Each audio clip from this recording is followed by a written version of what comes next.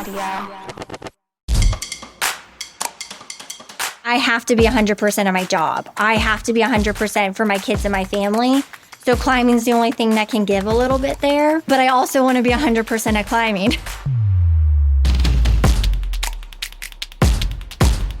Hey y'all, welcome back to The Struggle. It is me, Ryan. I am your Weekend Warrior host for this Weekend Warrior episode, and I'm so psyched. I hope you're doing great. How are you? You getting after it? Are you an adult? This episode here it's got some adulting going on in it. It's like, how can we do it all? As you heard from what Sara said there in the opening quote, how can we be 100% across everything? Well, the answer is a lot of times we can't. But if we're super passionate, if we're really driven and we're dedicated, how can we give climbing a lot of our energy and our attention, even when it's being pulled into full-time parenting and full-time working? And Sara Berg, the first mother that we've had on this Weekend Warrior series, is bringing all kinds of insights and ideas and little hacks and tips and tricks, but also just like a lot of realness. There's a lot of real talk in this Weekend Warrior conversation about how hard it is and can be as a parent and especially as a mother. Shout out to the mothers out there who are getting after it, taking care of kids, working, and finding time to train and to climb. I just was so inspired and motivated by this conversation with Sara. Her Instagram handle says it all. She's climb like a girl, and climb like a girl she does, like a freaking boss girl. Sara has been climbing for quite some time. You'll hear she tells a bit about her story. She started when she was a kid, but then had quite a bit of struggles around pregnancy and postpartum and kind of the early years after having kids. And again, shout out to the moms out there and the dads and everybody who's had challenging times around balancing their climbing with kids or any number of other things. I think this episode really goes a long way to show that we can do it all if we are dedicated enough. And so I'm very excited for you to explore this conversation here with Sara.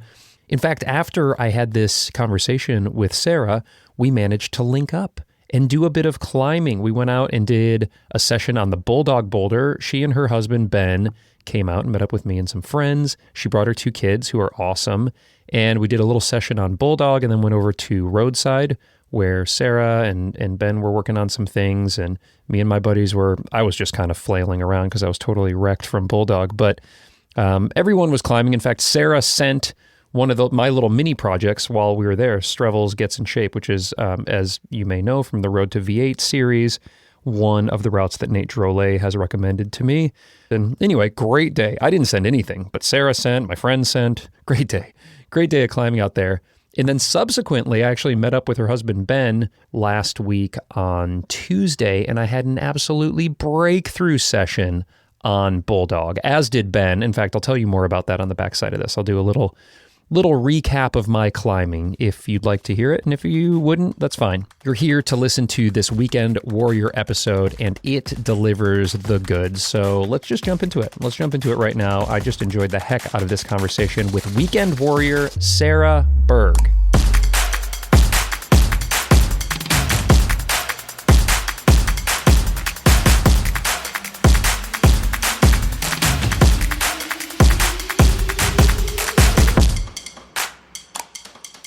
How are you? I'm good. How are you? It's good to see you.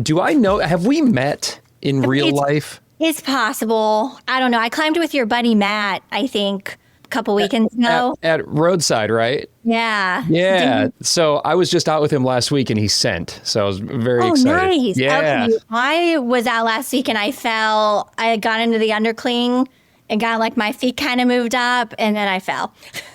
Yeah. Well, that means like you're very close to sending. We can only hope.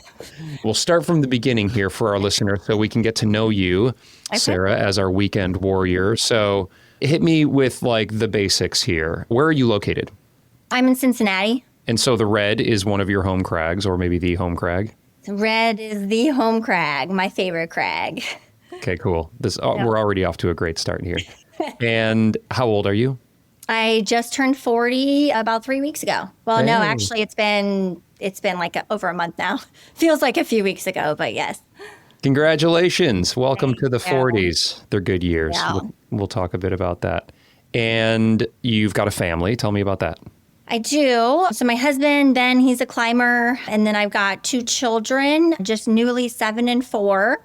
My oldest turned 7 November 21st, and my little one just turned 4 December 3rd. So, Oh, amazing. Well, congratulations to them. Thank you. Those are good ages. So we overlap there on the Venn diagram. I've got a 7-year-old and then a 10-year-old. So similar spacings, just a little bit of a future snapshot. We can talk a little bit about the parenting. We'll talk probably a lot about the parenting side of being a weekend warrior as well.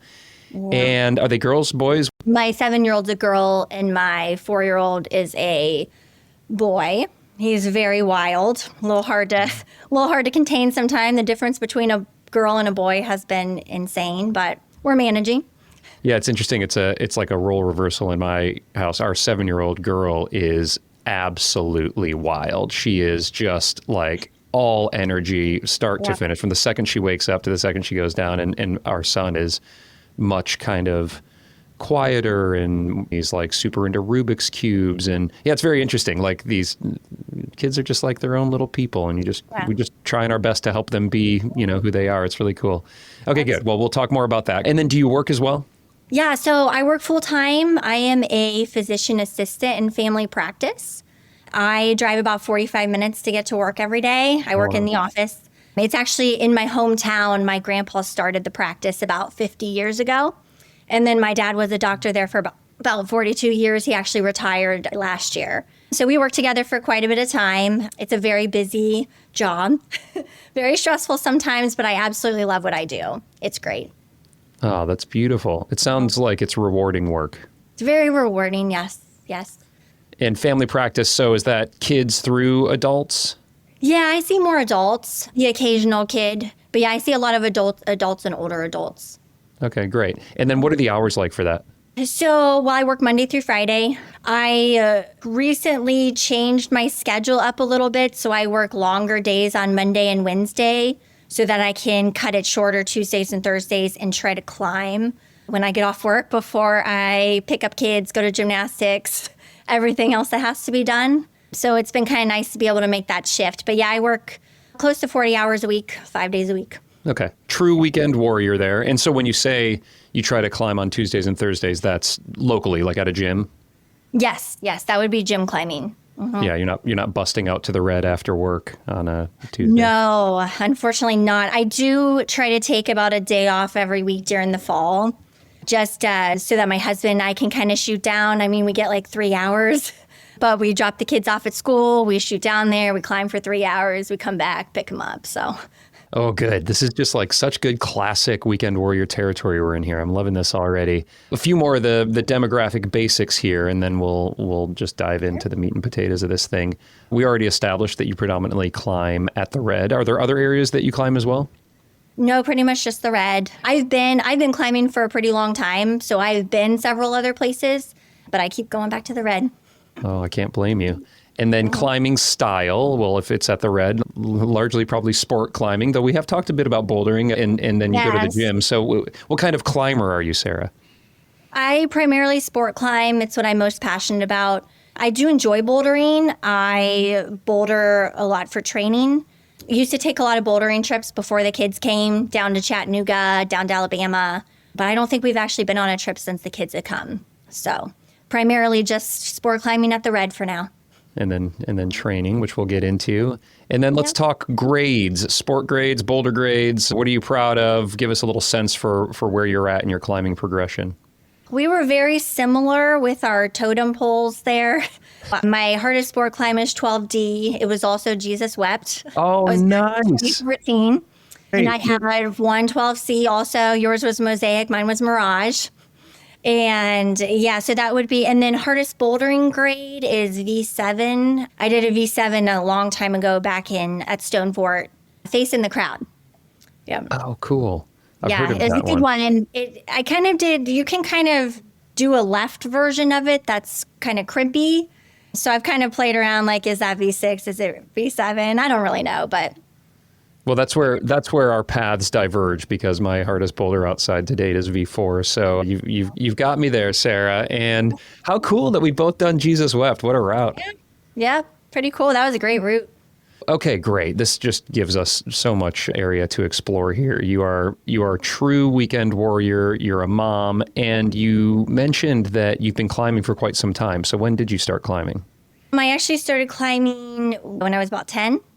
So in the fourth wow. grade or so. So one of my dad's patients actually tried to get him to go out. And so he took us out to this really small area in Ohio, Springfield.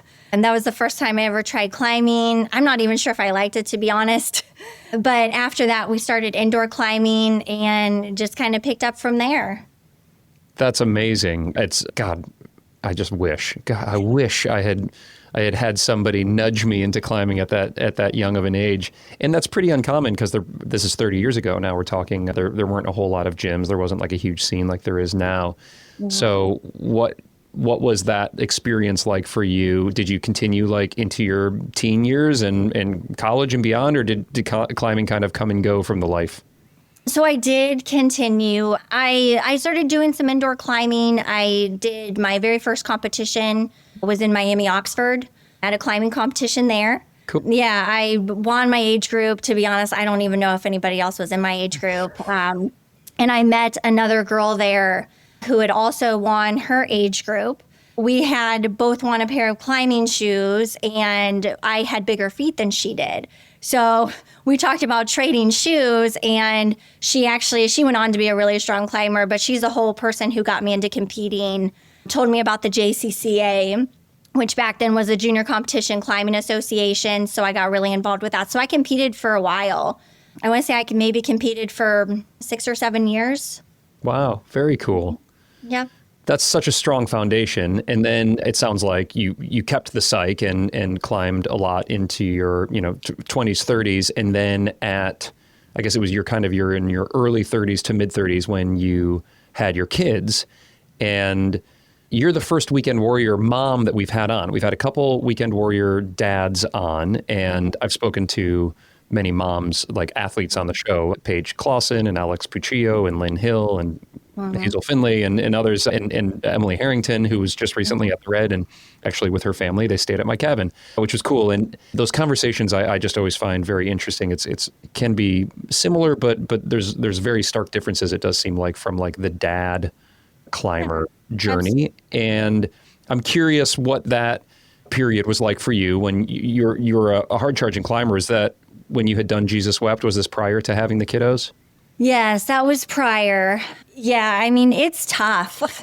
I am very honest with my friends about like just the hard times of motherhood, and trying to climb right after having kids was very, very hard. My first child was born a month early. So she was a preemie, and she was very difficult. So, she was very hard to feed. So trying to get out to the Red and climb was just really hard. We were tired, but I actually feel like after her, once I got back into it, I got back pretty quick. But the second one took me a lot longer to come back from. I don't know why. I don't know if it was just trying to juggle 2 kids, but it's the injuries. I feel like just after having kids in general, I just get injured a lot easier. So I've had to do a lot of things to try to combat that. So, I might feel like I'm getting strong, and then I get injured and I have to, take some time off and then kind of get back into it. But I'd love to explore that a little bit more, because pregnancy and then postpartum, there's kind of a very clear window of time there that is going to be different for every woman out there who has a child, with regard to how hard you can push it, how much time you need to take off. We know about the elastin that comes into the system and can be really hard on like connective tissue. But what you were really alluding to there was like after having your kids, it's been harder for you to train or stay injury free. And so I'm curious about what that looks like. Maybe you could explore with us a little bit what your training has looked like, or how you like to train, and are you self-coached, or do you work with anybody? We can talk about maybe a little chronological. So this is maybe when your kiddos were much younger and you were just trying to get back into performance climbing mode, and what that experience was like, and then we can bring things current.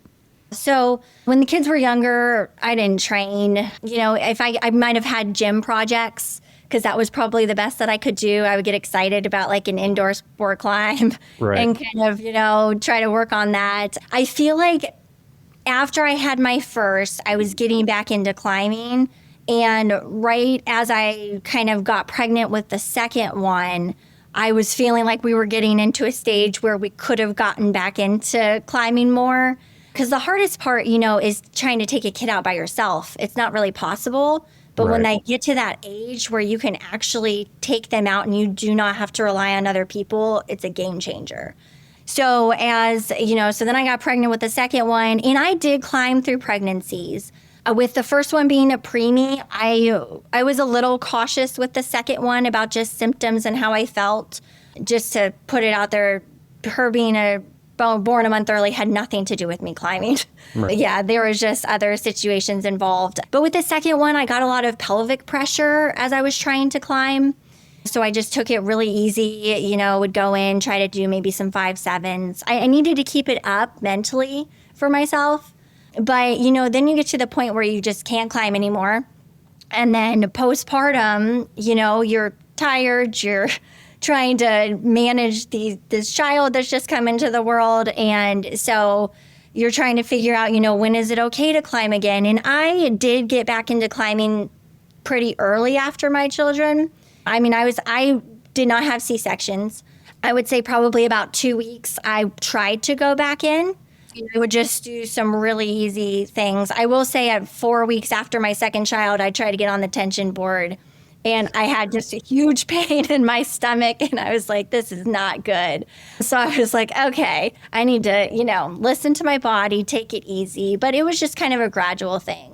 I love the psych level. The psych level is off the chart, Sarah. Like a couple weeks after like creating life, bringing life into this world, you're on the tension board. Yeah, I wouldn't recommend it. But, I was in the gym and I was getting psyched watching people try it. And I think our gym maybe had just gotten one and maybe they'd had it for a while and I was just pregnant and couldn't climb on it. So I was like, oh, I'll give it a try. Right. And it wasn't a good idea.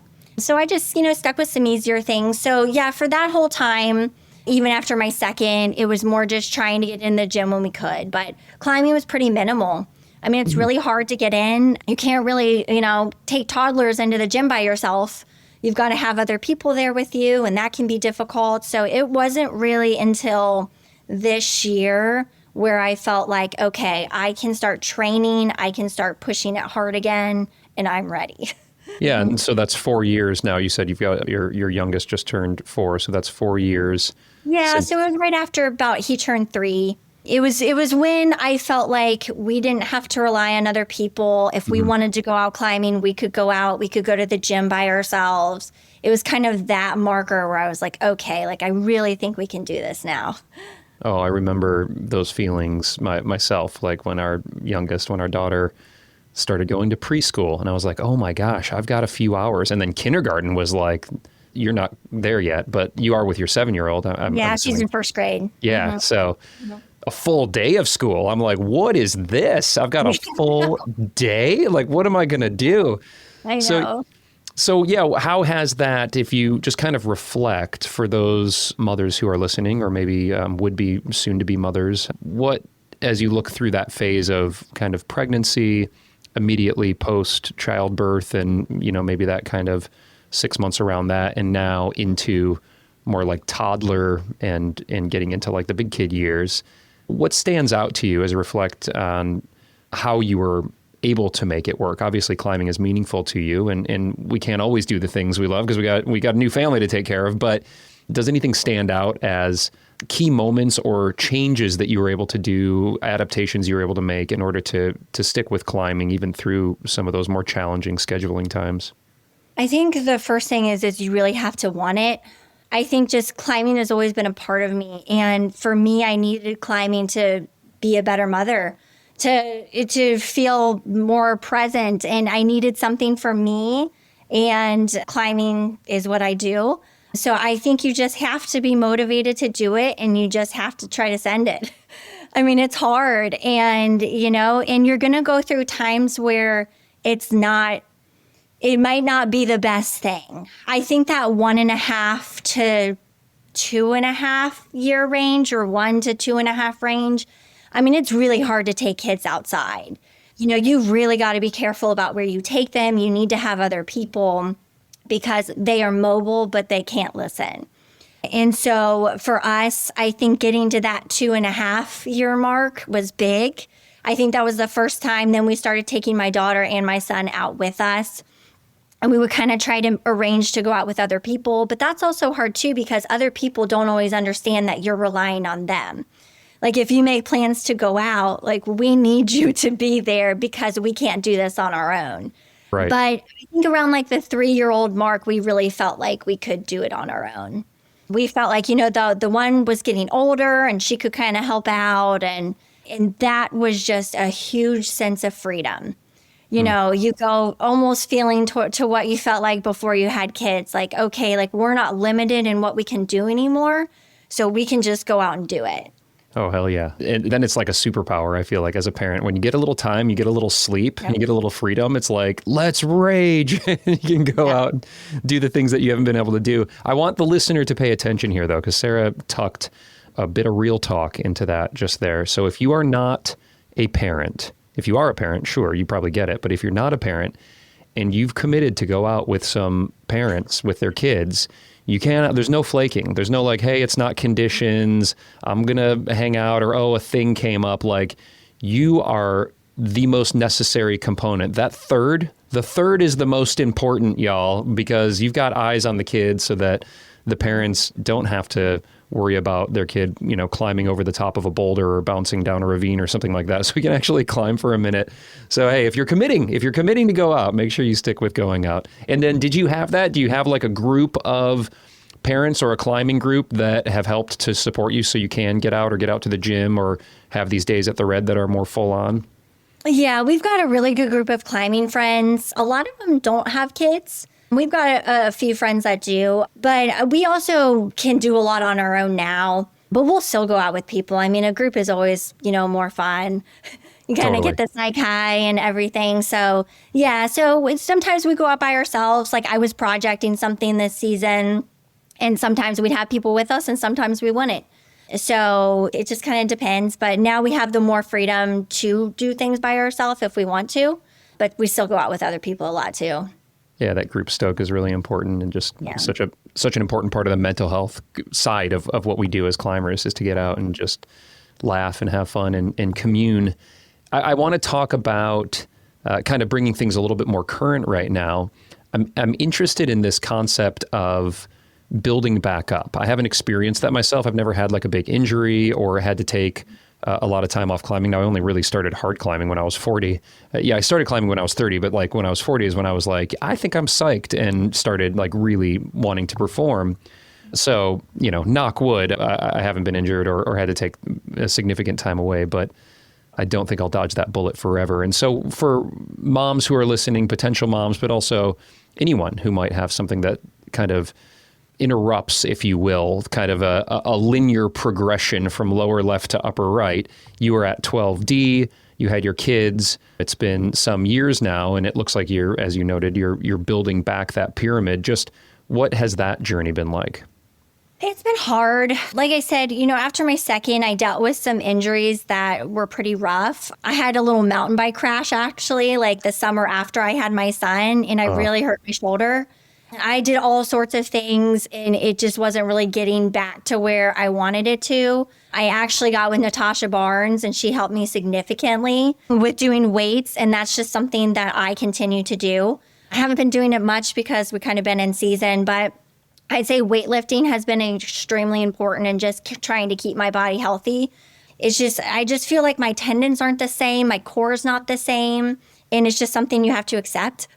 So I have to listen to my body. I might not want to do that extra go on something if something's feeling a little tweaky.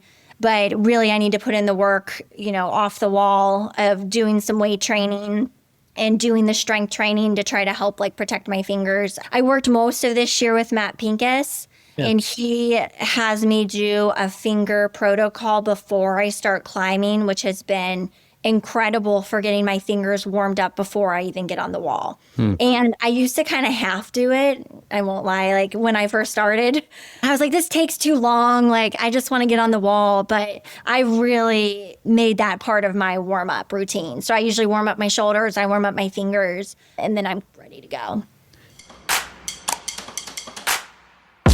This episode is sponsored by our friends over at PhysiVantage. By the way, PhysiVantage has been a sponsor of this podcast since the very first episode, and that's because I sought them out. I've been a fan and a paying customer of PhysiVantage since long before there was a Struggle Climbing show. And why would that be, Ryan? Well, because it works, y'all. Their products are made by climbers for climbers. They are science-backed, and then I have just been testing them on myself, a guy in his mid-40s just trying to get after it and level up day after day and year after year. And the PhysiVantage products have really helped me to feel better on and off the rock. My favorite products that I take every single day are the greens. I have those every morning, and I'm telling you, I'm getting sick way less than I ever used to, and I've got 2 young kids, so that's saying a lot. And then I also take their supercharged collagen before every single workout, whether it's a finger training or a climbing day, and their protein. I have their vegan protein or their whey protein, usually once a day, sometimes twice a day as like my little treat. Their chocolate flavor is like out of this world. I'll mix it in with plain Greek yogurt for even more protein, or I'll just shake it into some cold water. It's just that good. I love everything they make, and I love how I feel. If you want to push yourself in your training and in your climbing, I really do think PhysiVantage is going to make you feel better. And if you want to get a discount, you can use code STRUGGLE15 at checkout to get 15% off your order. That also helps to support me and the show, which I really appreciate, and all of that information is in your show notes. All right, y'all, I just want to take a quick second to talk about this partnership that I've got going with Kilter. It has blown my mind, you guys, how fast I've gotten stronger and more powerful, not just on boulders, but also as a route climber by training on my Kilter in my basement just a couple times a week for like an hour each time. So we're talking like a couple hours a week, and I'm now sending projects outside that are harder and doing them faster than I ever imagined I could. And I'm not just talking about like bouldery projects, but also long, like endurance projects. I'm just much stronger and more confident as a climber now, having spent these sessions on my Kilter full ride. And I put it in my basement where I have pretty low ceilings. I did a creative build where I hinge it from the top. I did a whole video on that. And the team at Kilter is incredibly helpful. So I know it's a big ticket purchase. Obviously, not everybody listening to this right now can have a Kilter board. But if you have the means, I could not recommend this board enough. I've got the 10x10. It's got nearly 400 holds on it. It's got like 15,000 climbs in the database. The community is incredible. And I'm just having so much fun and getting so strong as a climber on this board. I'm going to put a link in the show notes for you. If you use code STRUGGLE, you can get up to $1,000 off your setup. And I've heard from a bunch of you who have done that already, which is awesome. I'm glad you're saving money. And I'm even more glad that you're getting strong and having fun with your training on your own Kilter board. If you've got any questions at all, you can hit me up. You can hit up Kyle over at Kilter. I'm going to put all that information in there. I'm telling you, this Kilter full ride is a board unlike anything else you will ever climb on. It is that good. Can we geek out a little bit over these protocols? So first, maybe you could tell us a little bit about what you were doing with Natasha, and if you've carried that. It sounds like you're continuing to keep strength training in your routine. So let's break that down, and then let's geek out over fingers. So Natasha's was more of a rehab. So it was a lot of just doing weights, doing, hangs to more rehab the shoulders. Got it. But working with Matt, he added a lot of strength training just into my workout. So, kettlebell swings, overhead presses, some bench pressing, deadlifting, just a lot of really good things to just kind of help so you don't get injured, which has been really helpful. And that kind of strength workout, is that on a non-climbing day? Where does that fit into your routine? One of them was on my board climbing day. So I board climb once a week. And one of those was after my board climbing. And then the other one was either on Saturday or Sunday, and it was whatever day I didn't climb. So that was all off season. So I would not usually do that. Like I would not lift on a Saturday if I was going to go climb at the Red on Sunday. That was, more of like an off season training. Got it. Yeah, that makes sense. I actually almost entirely pulled my conditioning out during like October and November just because the fatigue is so high from putting in so much mileage on routes. Although then I started to feel like it was like conspicuous, the lack of of strength. Like I was starting to kind of like feel achy and like I was missing the strength training. So now I've brought it back in, but it is hard. Like the volume, especially for a parent where we're running around all the time, we just don't have the recovery that we do. I had a conversation with Tyler Nelson recently about like muscle gain and loss and mostly gain, in fact, in older years, but it just takes a lot more intention and a lot more recovery time. Yeah. And so I guess before we get a little bit further into what Matt has been programming for you, you noted there kind of off season, if you will, or maintenance cycles, 2 of those strength days. You mentioned a day of climbing on a board and a day of climbing routes. So either outside, I guess, if that's available, or in a gym. Does that encapsulate your days? Is it 2 days of climbing in a week? No, I usually climb 3 days. So I would usually board climb on Tuesdays, and then on Thursdays would do more of like aerobic endurance. So last winter I was doing that in the gym, but then we bought a tread wall for our house. Nice. Back in the spring, and that has been extremely helpful with getting in that workout before kid stuff. So I usually do that, and then route climbing on the weekends. Okay, cool. So yeah, I mean, this is very similar to what I do as well, pretty much year round, which is definitely like a day for like board climbing, like power day, and then some sort of endurance day, either on a tread wall or doing routes, and then hopefully getting outside one of those days. Okay, that makes sense. And then let's peel back on the finger training part of the warm up that Matt has you doing. What are you doing before you start climbing? Well, I usually do band exercises to warm up my shoulders. But then the warm up is usually just different hangs, and I do it for 10 seconds with 50 seconds off. I think I do 9 of them, 10 of them. So I do like half crimp, open hand, and then like middle 2, front 2 for the amount of time. Are these at body weight, or are you taking weight? Like, is it a warm up? About 80%. Okay. Got it. Now, I have a lot of wrist issues in my tendons. After kids, I tried to do a training program one time and was doing minimum edge hangs and just had major pulls down like the ulnar side of my wrist forearm tendons. Mm-hmm. So I can't hang board to train. So I told Matt that going in with it. So I don't usually hang at body weight on them. I just use it more as like a finger warm up, and it still does the job. So this would be on all of your climb days. So you've got the board day on Tuesday, you've got the endurance day on Thursday, and then a climb day on the weekend. Your warm up is standard for all of those? I do it for every single one of those workouts. How long would that take typically? It only takes like 10 minutes. Oh, but I just wasn't used to warming up my fingers for that long. And so it just took me a little while to get used to it when I first started it. I feel like I would do like 2 hangs here, then like 1 hang for the next one, 1 hang for the next one. I was like, okay, I'm done. Right. And then I was like, no, I can really see the importance of this. So I'm actually going to do the whole thing. And I have ever since. Is there any other dedicated finger training work that you put in beyond that part, like the pre-climb hangs? So I had a little bit of a finger injury back in the summer. And so after I did that, I was using a Tendec. Mm-hmm. And so I was doing like a full crimp kind of thing. I think that is it C4HP. I think they had a little video blurb on that. So I was doing that to kind of rehab my finger. But when I start getting too heavy in weight, it starts to pull on my wrists and I can't do it anymore. So that's pretty much all I do for finger training. But then you're also doing some pretty hard climbing. So it surprised me when you said Tuesdays are moonboard day, because moonboard is like pretty full on, at least in my experience. You're a stronger boulderer than I am. But tell me about what your moonboard days look like. In just in regards to training on the moonboard? Yeah. Do you have goals? Do you have projects? Do you try to flash problems, or do you have long-standing, like, is it limit bouldering? I mean, that thing's the moon. Even the easy problems are like friggin' nails. So, like, how much time do you spend on the board? I was climbing on the 2019 board because there's a gym here that has 24-hour access. So as soon as I got off work, I could go and I didn't have to wait for it to open. Right. And I would do my finger warm up. I'd warm up on a few boulders that were preset. And then, I mean, I'll tell you, I think there were 40 benchmark V3s and I still haven't done 4 of them. I mean, so I would usually try to... Because they're like V6s, actually. They're not V3s. So I would maybe try to do like a new V3 to kind of keep warming up a little bit. And then I would get on like 4s and 5s. I was doing limit bouldering, but not in the sense of that I could never do the problem. I was limit bouldering, finding something that was hard for me, working the moves within like a couple sessions, trying to get it.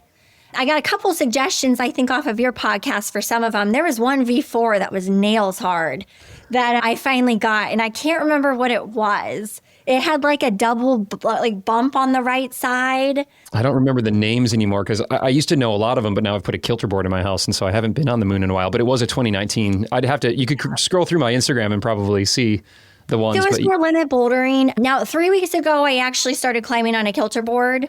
I did my first V8 on it yesterday, and then I did another one right after.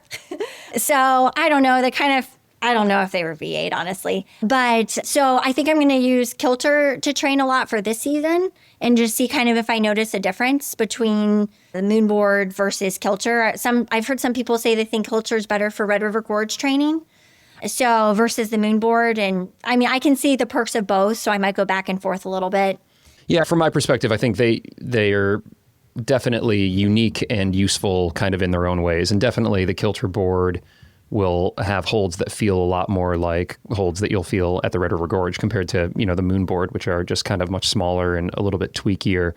But the moon board can build like really crazy power if like you just want to build up power. I've found in my experience that, of course, I have the Kilter home wall or the full ride, which is a little bit different than the Kilter, or it's a lot different than the Kilter OGs that are going to be typically found at the gym, where they're a little bit bigger, spannier, more dynamic moves. But I think it's all great. Like, it's all very, very helpful. It's just a matter of kind of how do you program it so you don't go over stoker on it. So I always try to limit myself to a couple days a week. You do 1 day a week, which makes sense, like one limit bouldering day. Then you do an aerobic day. You're a Red River Gorge climber, so we never really should pull out aerobic fitness because it's just like such an important aspect of our climbing. Can you tell me about what you're doing there? It's predominantly on the treadwall now, it sounds like? Yeah, it's predominantly on the treadwall. I was warming up and doing 5 minutes on, 6 minutes off for 8 sets. Wow, 5 minutes on. Like, yeah. Is it pretty, what's the effort level for 5 minutes? It's not hard. I mean, we got some pretty big holds that we put on there in order to do that. I'd say the biggest factor is my skin. So I'm usually taping up all of my fingers in order to do it. But by set 6, my hands hurt. So sometimes it's hard to get the motivation to push yourself to complete that. But yeah, that's what I was doing towards the end of my aerobic training. As you're going through that, do you set yourself like benchmarks? Are you trying to go, do you start at 4 minutes and then try to go to 5, then go to 6? Or are you doing 4 sets and then you try to add a 5th set? Like, how are you gauging essentially your fitness as you're getting closer to a performance season? So I think I started at 4 minutes for 4 or 5 sets. And then I added a set every week. And then once I completed that, I bumped it up to 5 minutes. Cool. So that gives you a little bit of a way to gauge your fitness come performance season. So had you identified some projects and some like windows of time that essentially you wanted to build up a peak fitness for? So I had a list of things, but I hadn't been on them at the time that I was training. So I was just training in general for the Red River Gorge season. And then we got out a couple times in July. We went to Shady Grove and just got on some stuff. I mean, the weather was brutal, but so we got out a couple times. And then August, I feel like we got out a little bit more. And then September, I think I started like getting on some of the things I was considering to kind of see how they felt. And then just kind of went from there. Yeah, let's talk about the fall season if we can. So it sounds like your goal coming in was to try to build out a little bit more of a pyramid instead of the totem pole that you and I have both had for quite some time. My goal also was to essentially try to do more like in the mid up to upper 12 range this fall. So tell me about those goals coming in and how did it go for you? So when I first started working with Matt, I told him my big goal is I want to climb 13A. I've always wanted to climb 13A. I came pretty close before kids.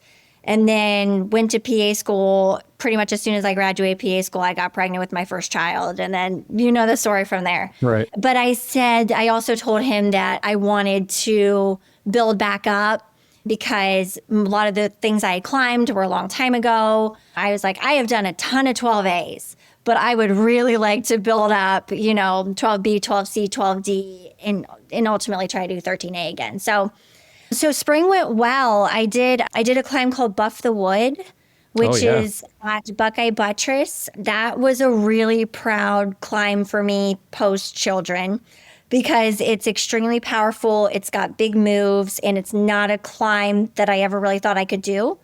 I got on it and really struggled with it and found a little bit of new beta that somebody had suggested and figured out that I could get through the crux section and then worked it pretty quick. And I was pretty happy about doing that one. Yeah, that's a sick one. I've not been on it, but for the listener, it's got like a real hard, boulder problem down low that's crazy reachy. It looks like it's hard for tall men who are on it. So yeah, that's such a good one. It's on my list. It's a good one for the wintertime because that wall collects a lot of fun. I think your height might help you a little bit too. Okay, so Buff the Wood, proud send, and definitely a hard one. Yeah, that must have felt good just to tick that one off in the spring season. Yeah, that was good. And then I did another 12B then later on that season. And then I did one more 12B actually in August, Rocket Dog over at the Mother Lode. Cool.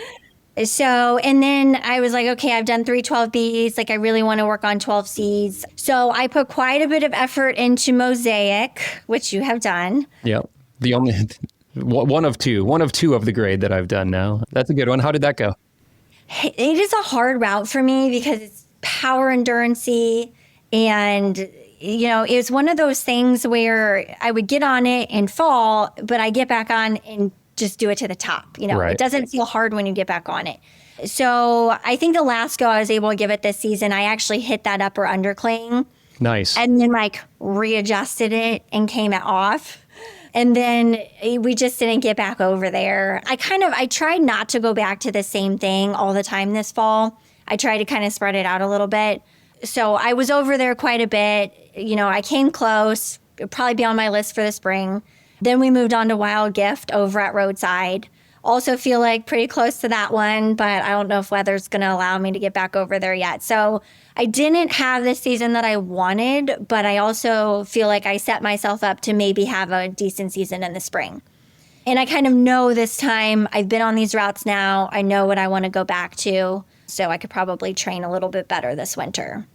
Yeah, that's great perspective to have. I experienced a bit of that myself with Wild Gift, for example, is one that I had projected at the end of last year after I had climbed the Force.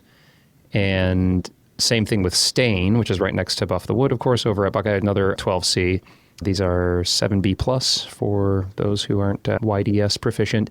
And Wild Gift, it felt so hard, and I carried it over, and then it went quite quickly and surprisingly quickly this year, I think, because I put so much time in on the Kilter board. Everything, all the moves just felt easier. But also I showed up knowing the route, knowing the beta, having worked through some of the fear issues around falling at the third bolt and that. And so I expect for you, I actually expect this winter you're going to get some good days over at Roadside because that sun collects some decent sun. I have a pass for Saturday, but the weather's not looking very good. So I think it's looking okay, actually. It's looking up. If you've got the 2 to 4 pass, inches of snow that we're going to get tomorrow, I think, and up here at least. It's going to be perfect. It's going to be perfect, Sarah. You're going to love it. I really have to choose projects carefully. When you're climbing with kids, you have a lot of factors that you have to think about. So number one is the crag. We're not going to take the kids anywhere that has a steep drop off. We need to choose crags that are going to be kid friendly, and also the length of the route. There are some long routes that I would love to go project, but it's just not possible. I can't be up on the wall for 35 minutes, a go trying something. I need to pick things that can be a little bit quicker. Bouldery routes are good for that. Shorter power endurance routes are good for that. Because if it's just my husband and I out climbing and the kids need something, we got to be able to come down quick or just make it so it doesn't take too long.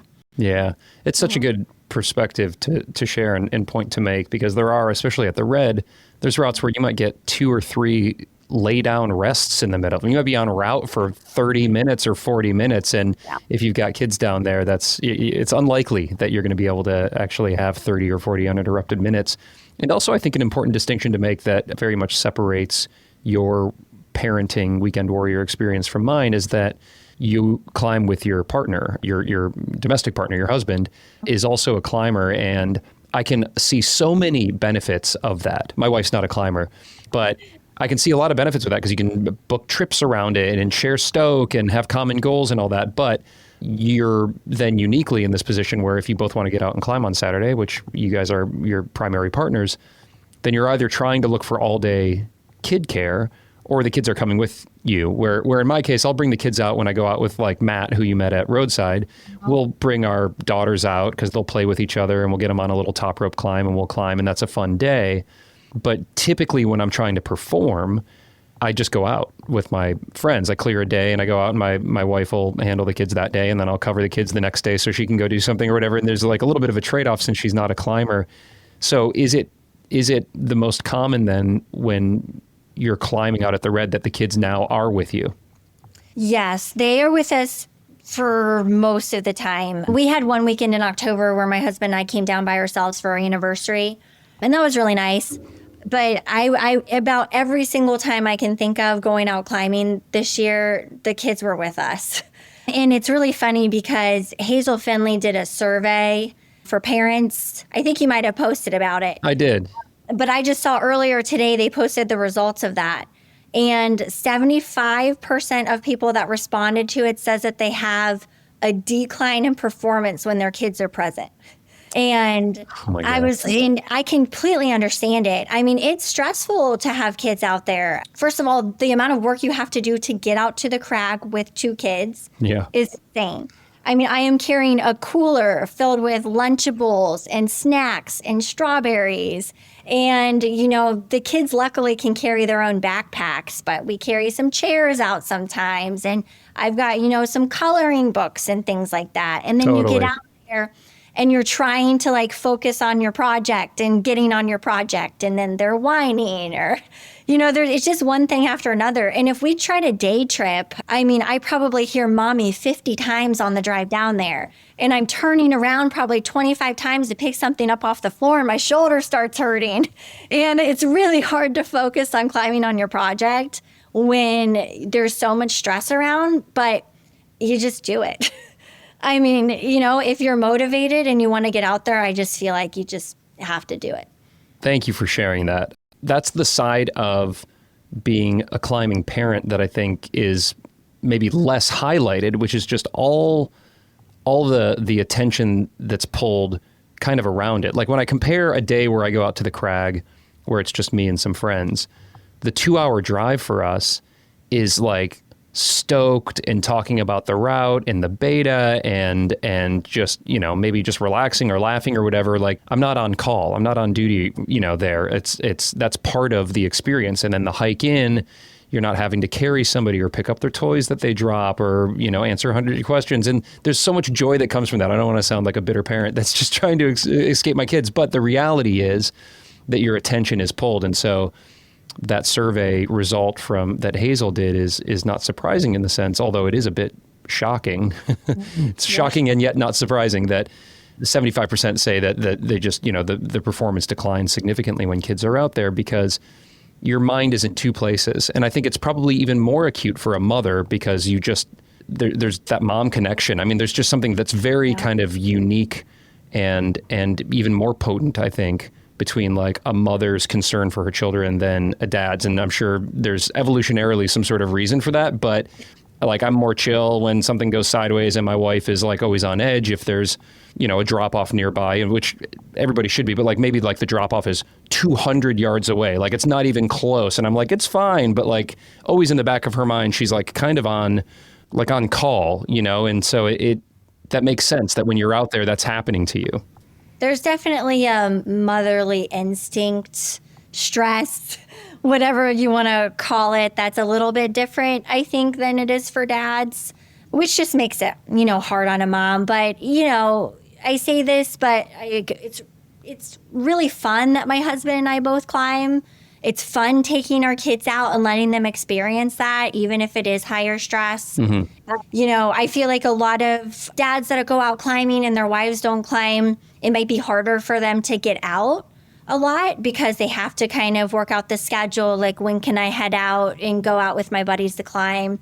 Whereas, like, I'm like, you know, texting my husband on Tuesday, like, hey, we're going to go out and climb this Saturday. Like, what are we doing? So it makes it nice that we both climb. We're both motivated to get out. We have our kids. They come out with us. And it's a nice thing to do as a family. It really is. There are many more pros than cons. I will say that to the listener because I just probably sounded like such a bitter parent for a second there. Yeah, it's really magical. Like, my favorite days out are when the kids come and have like a really cool experience. But it is like just so much more shenanigans and so much more stress at times during that. Tell me about your husband and his climbing journey as well. Do you all share similar goals? How do you choose where you're going to climb? Well, we actually climb about the same level. So that's nice. Yeah, it is nice. So we've kind of always, he's a stronger boulderer than I am, for sure. But sport climbing, we've always picked the same projects and projected them together. So that's nice. You know, I probably more directed the projects a little bit more this spring because I was like, hey, I really want to get on some 12Cs. Let's get on this. Let's get on that. And so he just kind of, you know, was like, all right, and came along with it. But yeah, he's been climbing for quite a long time too. We met through a friend of mine that I used to compete with. And he introduced us and we started going down to the Red together. It was when I was kind of getting back into climbing after college and things like that. And so, yeah, so we both been climbing for a while, both psyched to get out. That's awesome. I love it. Well, I'm sure we'll cross paths a lot this winter, spring, and then into the fall. I'd love to look forward and talk about this goal of yours to climb 13A. Have you thought about routes and have you thought about how you're going to train and prepare and project for that next level up? Well, I've been on several 13As because I was working them after Jesus Wept back in about 2014, 2015. Table of Colors is one that I've always had on my radar. I got on it. I liked it. But it was just too late in the season. And then, like I said, life kind of took over with PA school and that kind of thing. I've considered the Force, never been on it. Yeah. Looks cool. But yeah, I think I haven't thought as much about it now because I'm just trying to build back up that base. You know, before, like when I kind of had that totem pole, like I did 112D, I was like, okay, I want to do 13A. And I feel like, I don't know if it's age or just more experience now, but I'm kind of like, well, I could do that. Like I could go just get on a 13A and try to do it. But with my lifestyle right now, I have to be more realistic. And I think right now it's just better to kind of build up that base. So my plan is to try to do, you know, a 12C or two in the spring and then kind of see how that goes and then maybe push it up a little bit in the fall. So 13A might be like a 2-year goal from now or something. I guess I just kind of have to see how the seasons go. But it's always been my goal. I mean, back when I used to compete, you know, there weren't that many women out there doing 13A, and it was a pretty crazy grade. And to have gotten so close to that now in my past, it's always been on my radar. Yeah. Oh, it's such an exciting goal to have. And the Red is just packed full of super high quality routes in that 7C plus, that 13A range. And if you're looking for like short and bouldery, Maisie May was one that I projected this past Yeah, we went over fall. to that one a couple weeks ago. Yeah, my husband wanted to get on it. We were going to roadside the next day, so I didn't want to get on it because I wanted to give Wild Gift a good go. But yeah, my husband liked it a lot. He thought it was cool. So maybe this winter we'll head over there. Good in the winter. You know, it collects sun over there. It's short, so even if it's super cold, like you're off it before you know it. And you really do want friction on it. Like I kind of was struggling on it. The first couple of days I got on it was like in the 80s over there. And I was just like, I almost sent it, but it was just, everything felt very desperate. And then like the first cold day, it came together. You know, you just kind of work the couple sections. There's like a couple distinct sections of it. Yeah, that's a great one. But everything else that you named sounds really good too. And then there's about 30 others that could be also added to the list. Right. But I think I'm going to be continuing to work through like the mid 12s, upper 12s, and then I haven't quite decided like what the next high project is going to be for me. So I'm sure we're going to cross paths plenty of time. How will you look at your training now through the winter? And then as the spring approaches, are you going to be working on anything? Have you identified anything in particular that you want to work on? Or is this current training that you've laid out, the kind of the Tuesday, Thursday weekend block, is that seeming to work really well for where you're at right now? Well, as long as I can stay healthy, I think I need to do a little bit more power endurance training. I did not do any power endurance training for this season. Like I said, I had that finger injury that I was kind of battling with, and Matt and I talked about it, and he thought I really should have some healthy fingers before doing, some intense power endurance training. So I think as long as I can stay healthy, I'd like to do more power endurance, especially for the routes that I'm looking at. The schedule's getting kind of busy. Like I said, my daughter does competitive gymnastics. That starts up in January. So it's really, time is the toughest thing to try to manage, because if I don't get a workout in on Tuesday or Thursday, I can't do it. Because with my work schedule, those are the only days. And usually I'm going straight from work, climbing, going and picking up my kids, taking them to gymnastics, trying to get dinner in between, getting home, getting them kind of tucked into bed. So they're busy full days. Yeah. So I always have to give myself a little grace on that, because that's really hard for me because I really want to do well at everything. A lot of people say you can't be 100% at everything that you do. And for me, it's kind of like I have to be 100% of my job. I have to be 100% for my kids and my family. So climbing is the only thing that can give a little bit there. But I also want to be 100% at climbing. So, that's not always realistic sometimes. So I just kind of have to take it how it comes, do my best, and not put too much pressure on myself, but just try the best I can. I appreciate that perspective. We've kind of touched on the mindset side of things throughout here a bit, and that's something that Hazel and Strong Mind focus a lot on. And that survey that they had that came out, I recall, had some sort of respondent data on fear and parents experiencing more fear or just being more risk averse, if you will, after having kids, which is understandable because you've got more to lose, if you will. So I'm curious, as you get out and you're climbing, has your relationship with fear changed? And just in general, kind of that motherly instinct that you alluded to earlier, when you've got the kids around at the crag, are there any tactics that you use on like the mindset side before you tie in or pull onto a route that really help you to get focused for that next few minutes of giving a performance go? I don't know if my fear has changed that much. I will say I almost always stick clip to the second bolt because it's just not worth it, honestly. Yeah. There are so many times I look at a route and it's like, if a hold breaks, you blow, that second bolt, you're going to deck. And that's just not worth it for me, for my kids to see. But I've always had a pretty good lead head. It's way better on the overhangs, vert, slab. Not the biggest fan of those, but most of the stuff at the red is at least gently overhanging. I've always had a pretty good head. I've had a couple instances where, maybe I came off and it was a little weird. So I definitely keep that in the back of my mind about just, like wearing a helmet. I have never worn a helmet climbing. I was climbing in the 1990s and it just wasn't really a thing. But I had a fall kind of recently that wasn't dangerous, but it put me where I was facing away from the wall and I wasn't really sure if my head was going to come back in or not.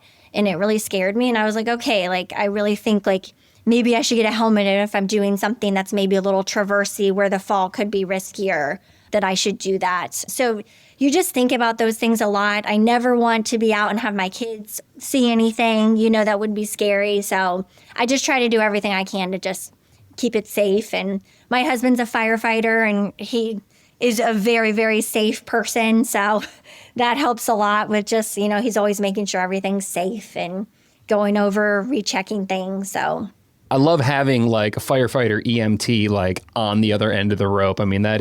That's some pretty good beta to give you confidence before you pull onto the rock. Now, What about the kiddos? Your daughter's a competitive gymnast.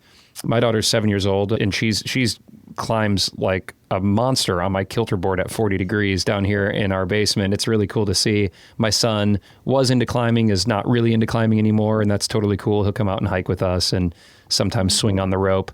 What are you trying to do as parents to expose your kids to climbing or not? Like, what's their relationship with it? So we had my daughter climbing at about a year and a half. I mean, she was always coming to the climbing gym. One of the gyms that we went to, that's the one that has 24-hour access. So we would go in at like 7:30 a.m. on a Saturday, and they've got a little boulder wall that's about 7 feet tall, and you can top it out. And we would just kind of let her play around. So she's been climbing on that since she's about a year and a half. She likes climbing. We just recently had her birthday party at a climbing gym. My son, I mean, he likes it too. He pretty much likes to get on an auto belay and climb up about 5 feet and then just like fall back. Yeah. And that's fun for them. My oldest one will climb outside a little bit. A lot of times when we were climbing a lot over the fall, we would try to take like one day for us. And then the next day, like South Park is a great area. They've got like 5-6, 5-7. And we would take her over there and let her climb a little bit. But, I want them to experience whatever they want to do. A year ago, she told me that she wanted to learn how to do a cartwheel. So we put her in gymnastics and she kept moving up. And a year later, she started doing competitive gymnastics. So it's like, I guess we'll see where that goes for a little while. And if she decides that she wants to switch to climbing, I'm sure she'd be pretty strong at it, having been doing gymnastics for a while. So they come out with us. They have fun just running around and playing. So I won't push them. I would love it if she competed. I had so much fun competing in the competitions, nationals. I mean, that's just so much fun. So that would be a lot of fun for me to watch her, but I won't push her into it. She can do whatever she wants to do. That's cool. Well, I think just the exposure being in nature, being around crags, swinging around on ropes, there'll be plenty of opportunity for that psych to take root. Right. Well, as we wrap up this reflection on your journey, which has had 2 very distinct chapters, and we'll probably have many more going forward, certainly as the kids age and go into different age groups, and we as parents just have different opportunities at different seasons of life based on where the family's at. Just now, kind of as you reflect back, is there anything we didn't touch on, or just for those who are listening who are in a similar boat as you, or maybe are considering becoming mothers, that you found to be particularly important, challenging, or beneficial, just wearing these multiple hats, mom, professional, as well as climber? Yeah, I think the only other thing was like before I had kids, I didn't see very many kids out at the crag, but I remember a couple of times like seeing like a mom and a dad out there with their kids. And a lot of times you don't think anything about it because you just don't know. But, like when we're out there with our kids, I mean, it's not easy. And it's not easy to get ready. It's not easy to get them out there. And we always really appreciate, kind people at the crag who are nice to our children and, just kind of make that experience easier. So when you do see parents or children out at the crag, just know that it's really hard for them to be out there doing that. And just, any kind of patience that you can give them, kindness you can give them, it's very appreciated. Well, all right, that wraps things up on this Weekend Warrior episode with an absolute warrior, Sara Berg. You're just bossing it out there. Way to go. And thanks for being real. Thanks for opening up about like the real challenges of being a mom who's driven, who wants to be a climber, but also is holding a full-time job. All of that. It's just really cool. I really feel like the Weekend Warriors out there, like Sara, like you probably, who are listening right now, we're the ones that really have to work like hard to make even just a little bit of progress in our climbing. Pro climbers, we shine a big spotlight on pro climbers because they're awesome and I love talking to them, but that's their job. They get to spend 12 hours a day every single day thinking about their climbing and how to improve. And that certainly comes with its own challenges, very unique challenges and struggles and that kind of thing. But for the rest of us who are juggling work or school or family or all of the above, it's just so inspiring to hear from all of you how you're getting after it. So if you would like to be on this Weekend Warrior series, there's a form. It's pinned in Patreon. You can join Patreon for free. There's a free tier, and the form is there. And so just go and fill out the form, and I'd love to have a conversation with you. Speaking of having conversations with you and being Weekend Warriors, I met up with another Weekend Warrior, Sara's husband, and we got after it over on the Proj just last week. So I'll give you a little update on that. We met up on Tuesday. Sara was working. She's got the normal schedule. Ben's a firefighter, as you heard Sara mention. So he's got a unique schedule. He gets weekdays off sometimes. as do I. And so we met up. The conditions were incredible. He had already sent Bulldog, the V8, like the actual Bulldog. You guys know I'm working on like the V6 kind of different start to Bulldog. Some people take V8 for the V6 that I'm doing. I don't even know if it's V6. It's not in any book. I'm just basing this on what my friends have said that like, yeah, it's probably V6. Who knows? In any case, it's like an alternative start to the Boulder. And it's a very logical start to the Boulder. But my plan was to try to do that and then add in these other, what seemed to be quite hard V8 moves. And so Ben had already done that, but he's been wanting to get back to it. He loves the Boulder so much. And so we met up over there on a beautiful, beautiful morning. And if you saw my video that I posted on Patreon and Instagram, you saw that I had a breakthrough sesh and got to the lip. And man, I was really wondering if I was going to be able to make it to the lip of this thing. I didn't send, spoiler alert, but I actually think not sending was more valuable. I'll talk probably more about this in detail on the blog, but essentially I've been quite scared about working moves that high up on the Boulder. It's high for me. I don't know. What is it? Like 12 feet, maybe 10, 12 feet. Of course, my feet aren't that high at that point. Right? My hands are high, my feet are low, but still it was, maybe my feet are 6 or 7 feet off the ground. I have no idea. In any case, it's been quite scary for me. It's been a learning curve, but also I kind of injured my thumb and I've just been having a hard time like embracing that real Boulder try hard, especially when I'm up high. And I managed to do all of those things in this session out there with Ben. He brought some stoke. He brought a really great like spotter vibe. And so I felt like safe going for it. And also he like was crushing. And so we kind of had Send Train vibes going. And so he, from the V8 start, the actual start, got up to the lip and then was trying to figure out the mantle and then took the fall from way up there. And he was fine and we were psyched. And then I just kind of like rode that stoke and also the confidence from seeing him take the fall and be fine. And then I did it. I went from where I start all the way up to the lip and then came off. And, you know, it was fine. It was great. I mean, I was just so hyped if you saw the video because it's the first time I've linked together all the moves. So really the only thing I need to do now is do that again. Hopefully I can repeat it, but then just kind of round the arete and work my way up that slab top out, which is not a gimme, but it's certainly not the hardest part of the Boulder. So I felt really psyched on that. And then after I did that, Ben pulled on and sent with like style. So it was really cool to see. I didn't have anything left in the tank. I've got to get back out there. Hopefully there will be another day like that, but it was a great session and super fun. And I'm very excited to meet up with Ben and Sara and their kiddos again. Our daughters are the same age. So got a little crew we can get together. And what a joy to just go out and spend a day just bouldering. That was another little breakthrough for me. Just every other time that I'd been out there, I'd been like, okay, let's put an hour on Bulldog and then go sport climbing. And this was just my first like dedicated session for Bulldog. And it went great. Like I really loved the feel of that. I'm a boulderer right now, you guys.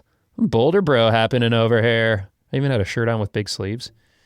So yeah, that was really cool. What else did I want to update you on? Oh, here's a little admin for those who are still listening. Are you still with me? Thanks for still being with me. You're a real one. I am building out my email list. Now, if you're already a Patreon member or you're already on the email list because you've entered one of our giveaways or something like that, you'll know because you get my emails every week. But if you're not, I would love to be able to send you emails because I've got some really cool stuff coming. Some big giveaways with the likes of Scarpa and some other brand partners that I'm going to send out to the email list first. But also I've got some other kind of secret stuff in the works that I'm working on. And I'd love to be able to tell you about it. And as a little carrot, as a little gift to you for sharing your email with me, I am giving away a pro clinic. So it's the top 10 finger training questions with Dr. Tyler Nelson. It's an absolute banger pro clinic. It's been one of the kind of highest rated and most downloaded pro clinics we've ever had. He talks about which grip type is the best to train, how to rotate finger training methodologies for optimal results, what's the ideal percentage of max for safe and effective finger training. It's lower than you would think. And how finger training fits into smarter, safer training overall. So I normally charge $10 for pro clinics, or they're free if you're a member of the Patreon tier that gets pro clinics. But you can buy them for $10. But I'm giving this one away for free for joining the email list. And you can join by swinging over to thestruggleclimbingshow.com/strong. That should be easy to remember. thestruggleclimbingshow.com/strong. And then stay tuned. There's some cool stuff coming out in this spring and beyond. And I cannot wait. I've already said too much, but I can't wait to tell you more about it. So that's that. And what else? Okay, well, I just mentioned Patreon. So if you are not a Patreon member, God, is there a lot of value over there. There's 150 hours of exclusive content available for Patreon members. That includes all of the pro clinics, like the one I just mentioned, but so many more on so many topics, and bonus episodes and extended episodes and uncut videos and just like great community and Stoke and access to training cohorts and all sorts of cool stuff. So would love for you to check that out. And you can do so with a free trial. You can get a free 7-day trial on Patreon or on Apple subscriptions if you listen on Apple. But I think Patreon's even better, to be perfectly honest, because there's just like more happening over there with regard to the community. And so there's a link in your show notes for that, or you can just go to patreon.com/thestruggleclimbingshow. Shout out to Glenn, Philippa, and Haley for helping me to make this podcast, to the Honnold Foundation for keeping it carbon neutral. Hey, did you know? Here's a little tea. Can I say this? Should I say this? Is anybody even listening anymore? I'm just going to say it because there's probably only like 12 people listening. I was on the short list to be a host of the Netflix skyscraper thing that Alex is doing. When is that? Like next week? So that was cool. I mean, I interviewed with like all the people at Netflix, and it was actually looking pretty good. I was like, is there anybody that is more qualified than like the guy who's got hundreds of hours of live television experience and hosts a climbing podcast? And the answer is yes. In fact, I guess there is somebody that's better, or that Netflix thought was better, because I didn't get the job. But don't let that deter you from watching it. I think it's going to be a really cool special. I will certainly be watching it. And I'll be watching it probably from Chattanooga, because I'm going to go on a little climb trip. And so I won't be in Taiwan. I'll be in an even cooler place, Chattanooga, Tennessee, weather permitting. I hope the weather permits. So yeah, what was my point? Oh, I shouted out the Honnold Foundation. I talked about the Netflix thing. Now it's just like slop. This is just stream of consciousness slop that's coming out of my mouth right now. Is there anything else I usually say at the end of these things? I don't think so. I'd love to hear from you. Hit me up. I'll put links to Sarah's stuff and my stuff in the show notes. Keep in touch. I hope your training and your climbing are going great. I really appreciate you. I love being on this journey with you, and I hope you have an awesome week. I'll see you soon.